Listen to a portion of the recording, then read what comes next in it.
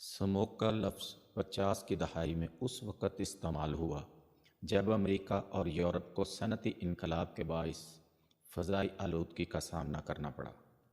جب دھوئیں اور سلفر ڈائی آکسائڈ کی ملاپ سے فضا خطرناک حد تک آلودہ ہو گئی تو آلودگی کی اس شکل کو سموگ کا نام دیا گیا، جبکہ سموگ بنیادی طور پر ایسی فضائی آلودگی کو کہا جاتا ہے جو انسانی آنکھ کی حد نظر کو متاثر کرے۔ سموگ میں موجود دھوئیں اور دھند کے اس مرکب یا اندازے میں carbon mono oxide, nitrogen oxide, methane جیسے زہریلے کیمیائی مادے شامل ہوتے ہیں، اور پھر فضا میں موجود ہوائی آلودگی اور بخارات کا سورج کی روشنی میں دھند کے ساتھ ملنا سموگ کی وجہ بنتا ہے۔ علاوہ ازیں بارشوں میں کمی، فصلوں کو جلائے جانے، کارخانوں اور گاڑیوں کے دھوئیں، کوڑا کرکٹ کو جلانا اور درختوں کا بے تحاشا کاٹے جانا بھی سموگ کی بنیادی وجوہات میں شامل ہے۔ اگر ہم سموگ اور دھند میں فرق کی بات کریں تو ان میں بظاہر کوئی فرق نہیں ہوتا، لیکن یہ دونوں ہی مختلف نوعیت کی صورتیں ہیں۔ جب ہوا میں موجود بخارات کم درجہ حرارت کی وجہ سے کثیف ہو جاتے ہیں تو یہ ماحول میں سفیدی مائل ایک موٹی اور دبیز تہہ بنا دیتے ہیں جسے دھند کہا جاتا ہے، جبکہ اگر اسی دھند میں دھواں اور مختلف زہریلے کیمیائی مادے شامل ہو جائیں تو یہ دھند مزید گہری اور کثیف ہو جاتی ہے جسے سموگ کہا جاتا ہے۔ جب سورج نکلتا ہے تو نارمل دھند آہستہ آہستہ کم ہونا شروع ہو جاتی ہے۔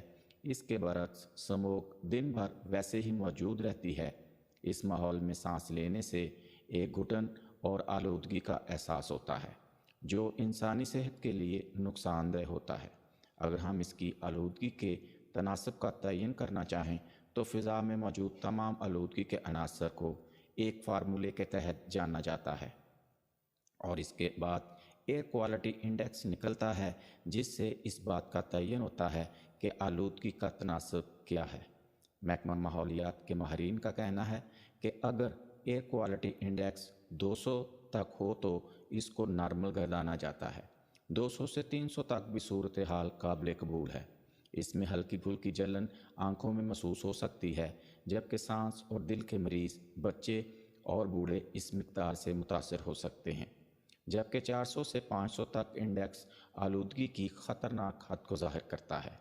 سموگ محض تیز ہواؤں اور بارشوں سے ہی ختم ہو سکتی ہے۔ سموگ کے نقصان دہ اثرات سے بچاؤ کے لیے 3M 95N یا 99N ماسک لگانا چاہیے، جبکہ آنکھوں پر حفاظتی چشمے کے استعمال کو یقینی بنایا جائے۔